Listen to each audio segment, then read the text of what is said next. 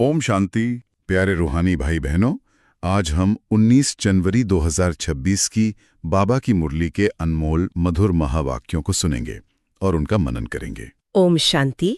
आज बाबा ने हम बच्चों को जो श्रेष्ठ मत दी है उसका सार है, मीठे बच्चे, तुम्हें ये नशा रहना चाहिए कि हम ब्राह्मण सो देवता बनते हैं।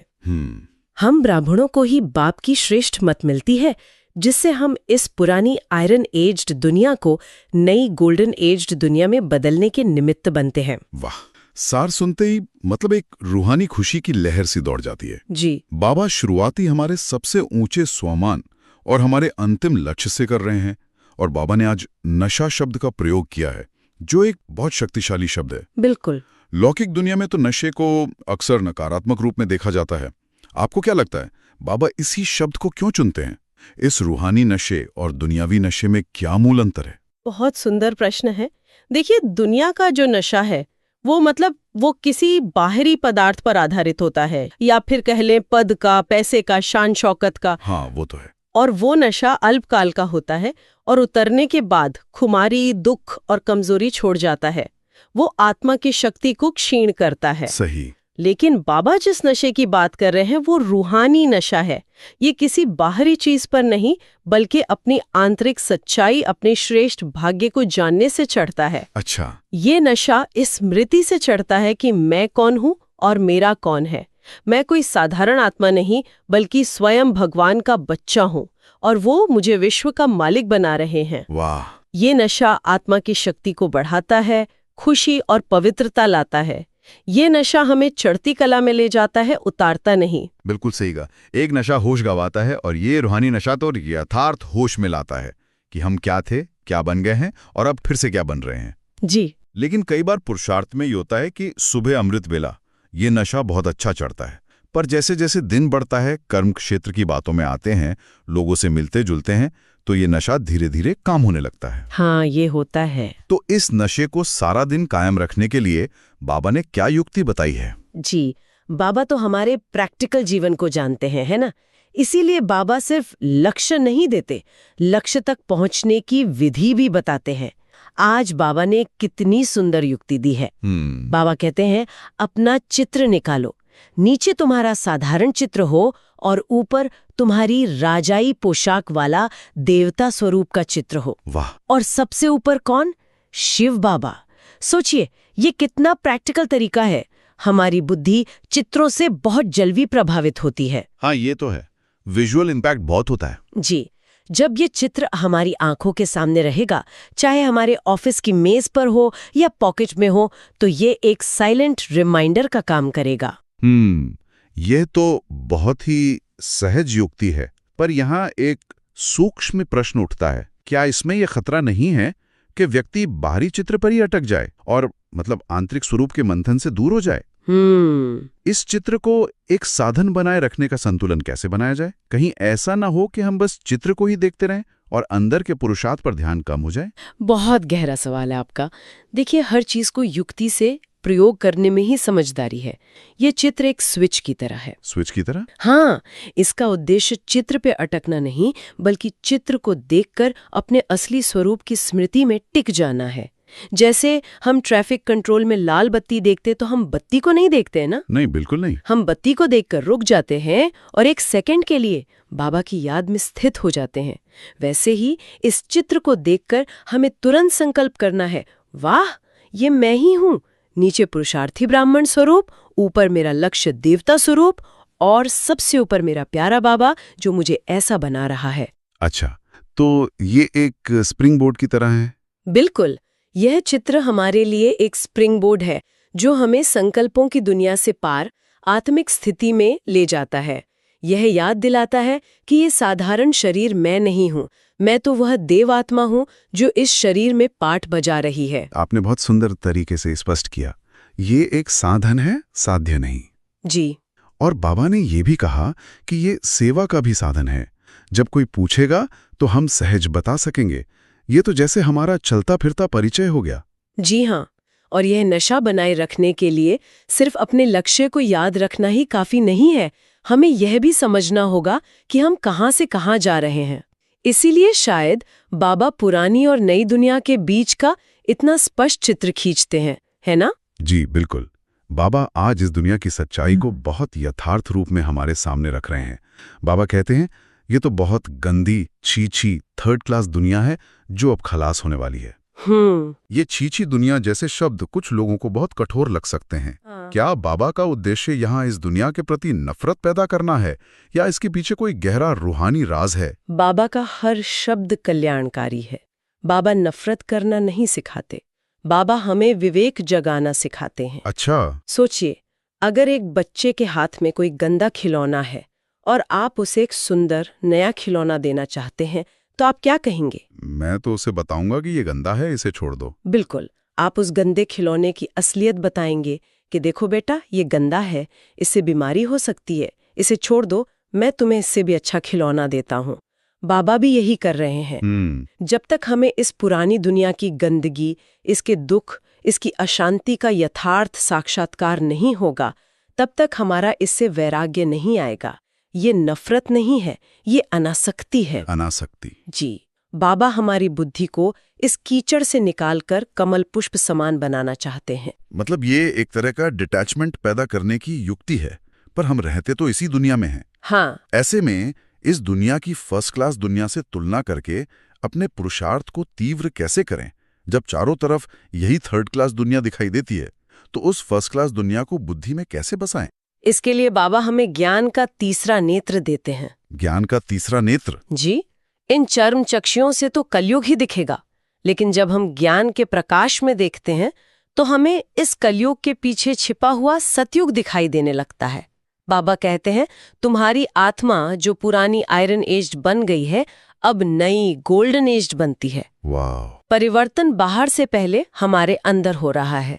जैसे जैसे हम याद की यात्रा से अपनी आत्मा पर चढ़ी हुई खाद को निकालते जाते हैं, हम सतो प्रधान बनते जाते हैं और हमारी बुद्धि दिव्य होने लगती है। अच्छा। फिर हम इस दुनिया में रहते हुए भी इससे न्यारे हो जाते हैं। हमें हर आत्मा में उसका ओरिजिनल स्वरूप दिखने लगता है।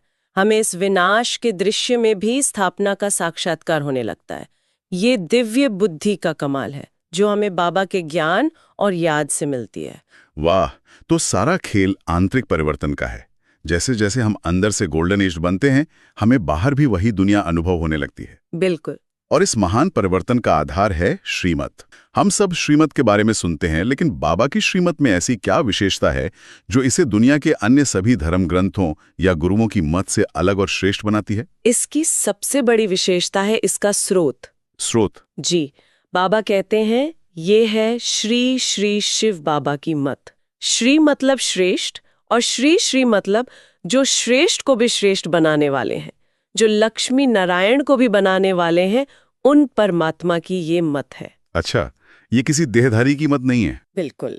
देहारी के मत में अपनी देह की, अपने फॉलोअर्स की, अपने धर्म की कोई ना कोई सीमा होगी, लेकिन शिव बाबा तो सभी आत्माओं के पिता हैं। उनकी मत किसी एक धर्म या संप्रदाय के लिए नहीं, बल्कि सर्व आत्माओं के कल्याण के लिए है। दूसरी विशेषता है इसका लक्ष्य। कोई और मत आपको विश्व का मालिक बनने की पढ़ाई नहीं पढ़ा सकती। वो आपको अच्छा इंसान बनना सिखाएगी, पुण्य करना सिखाएगी, लेकिन चक्कर का राज बताकर, 84 जन्मों की कहानी सुनाकर, पतित से पावन बनाकर, मनुष्य से देवता बनाने की मत केवल एक परमात्मा ही दे सकते हैं। ये बहुत स्पष्ट हुआ, लेकिन बाबा एक चेतावनी भी देते हैं कि हम कई बार श्रीमत में अपनी मत मिक्स कर देते हैं। जी, ये बहुत होता है। ये बहुत सूक्ष्म बात है। व्यवहार में आते हुए कैसे पता चले कि अब मैं श्रीमत पर चल रहा हूँ या मेरी अपनी मन मत काम कर रही है? इसकी चेकिंग की विधि क्या हो सकती है? ये ब्राह्मण जीवन की सबसे महत्वपूर्ण चेकिंग है।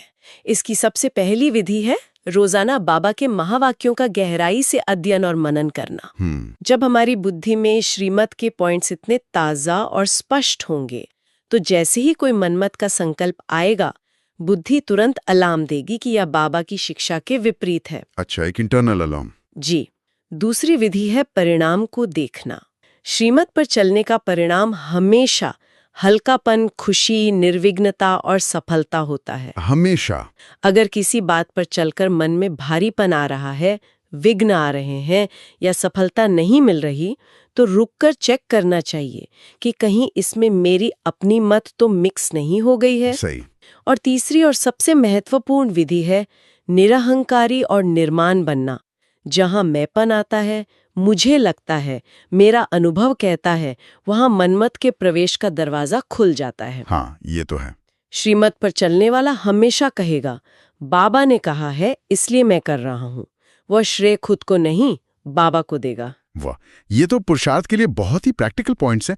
और श्रीमत का जो सार है वो है पावन बनना। जी, पवित्रता। देवता बनने की यात्रा में सबसे मुख्य धारणा पवित्रता की ही है।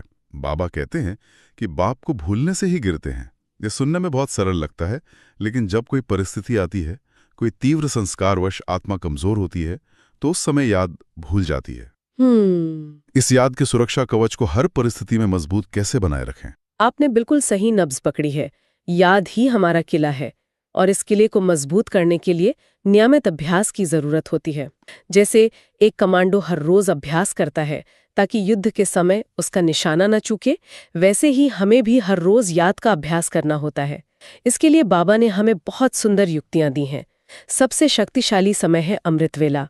उस समय की हुई याद सारे दिन की बैटरी चार्ज कर देती है। फिर दिन में हर घंटे ट्रैफिक कंट्रोल का अभ्यास।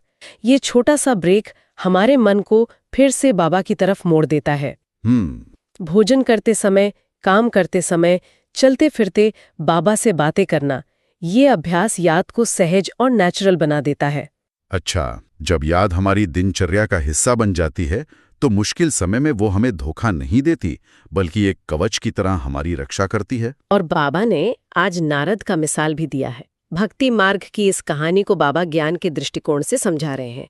इसका आज के पुरुषार्थ से क्या गहरा संबंध है? ये मिसाल हमारे लिए एक बहुत बड़ा आईना है। नारद भक्ति में बहुत ऊंचे माने जाते थे, लेकिन जब लक्ष्मी को वरने का संकल्प आया, यानी मन में कामना आई, तो उनकी शक्ल बंदर की हो गई।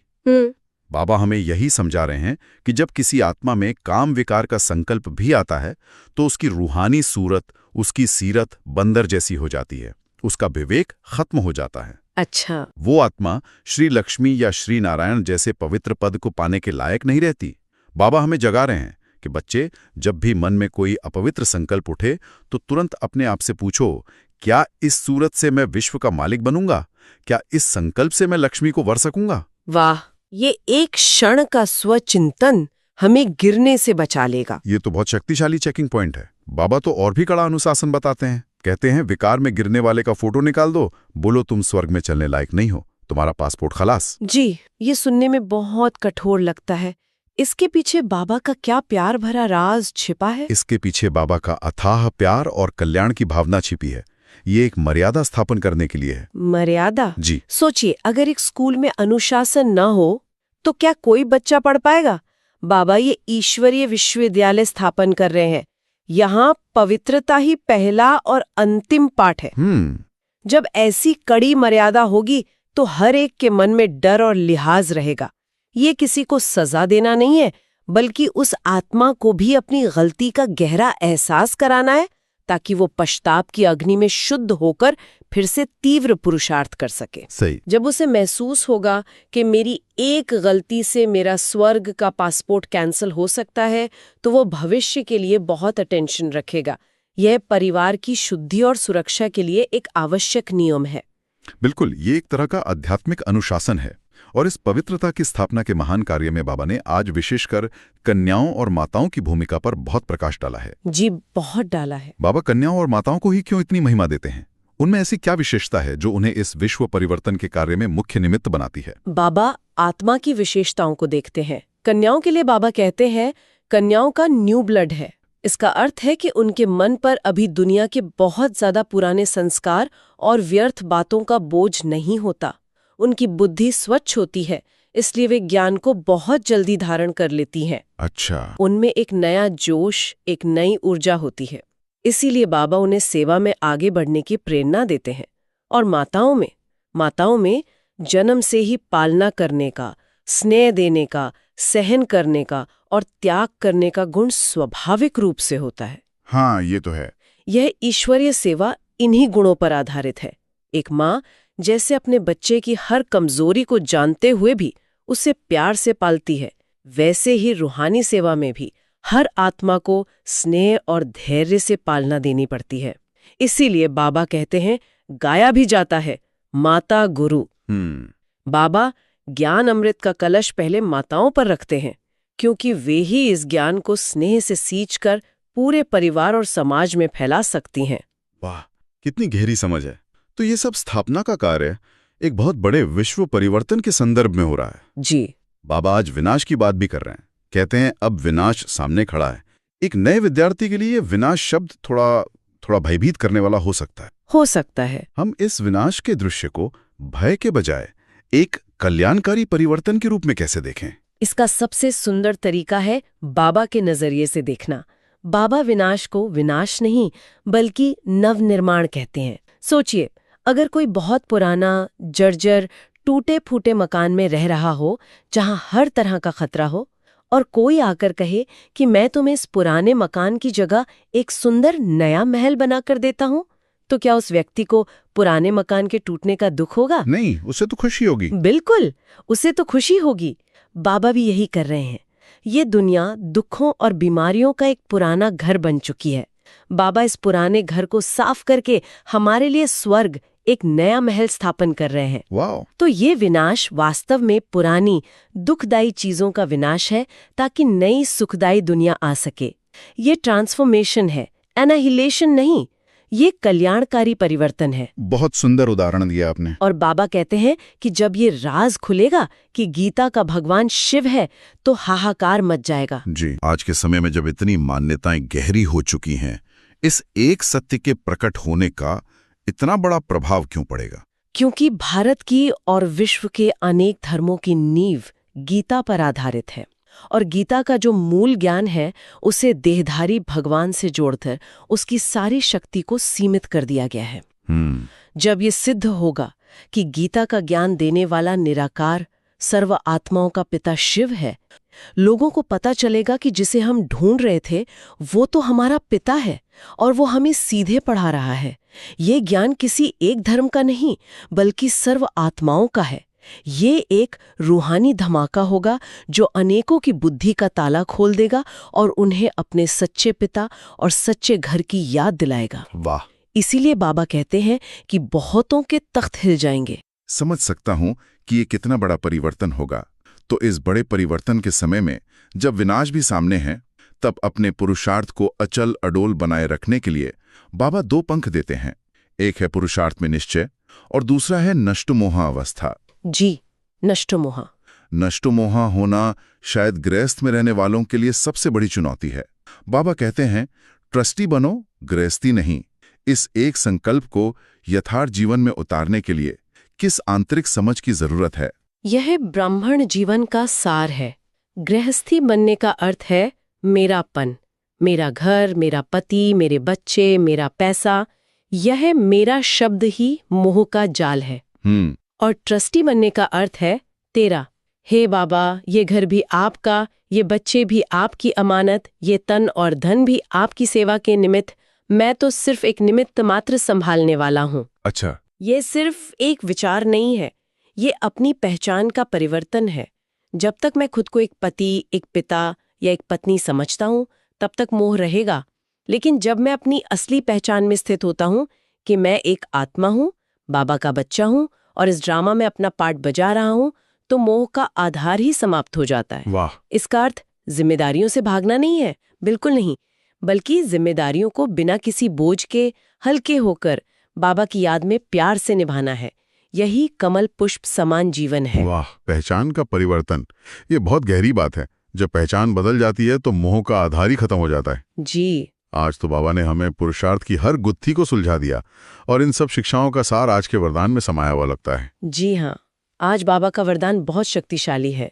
बाबा का वरदान है निरंतर बाप के साथ की अनुभूति द्वारा हर सेकंड, हर संकल्प में सहयोगी बनने वाले सहज योगी भाव। सहज योगी भाव, योगी तो बनना ही है, पर सहज योगी। बाबा इस सहजता का राज भी खोल रहे हैं। निरंतर बाप के साथ की अनुभूति, ये सिर्फ याद करना नहीं है, ये साथ का अनुभव है। इस अनुभूति को प्रैक्टिकल जीवन में कैसे लाया जाए? बाबा ने इसकी बहुत सुंदर उपमा दी है। जैसे शरीर और आत्मा अलग नहीं हो सकते, वैसे ही बाप की याद बुद्धि से अलग ना हो। अच्छा। ये एक अभ्यास है। इसकी शुरुआत होती है संकल्प से। सुबह उठते ही पहला संकल्प, गुड मॉर्निंग बाबा, मैं आपका साथी, आपके साथ हूँ। हर कार्य शुरू करने से पहले 1 सेकंड बाबा को साथी बना ले। बाबा, आप और मैं साथ साथ ये काम करते हैं। जब ये अभ्यास बढ़ता है तो धीरे धीरे ये हमारी नेचुरल स्मृति बन जाता है। फिर हमें याद करना नहीं पड़ता, याद रहती है। वाह। ऐसा अनुभव होता है जैसे कोई शक्ति मेरे साथ चल रही है, मुझे हर कदम पर गाइड कर रही है। यही साथ की अनुभूति है। और बाबा कहते हैं कि ऐसा योगी ही सच्चा सहयोगी बनता है।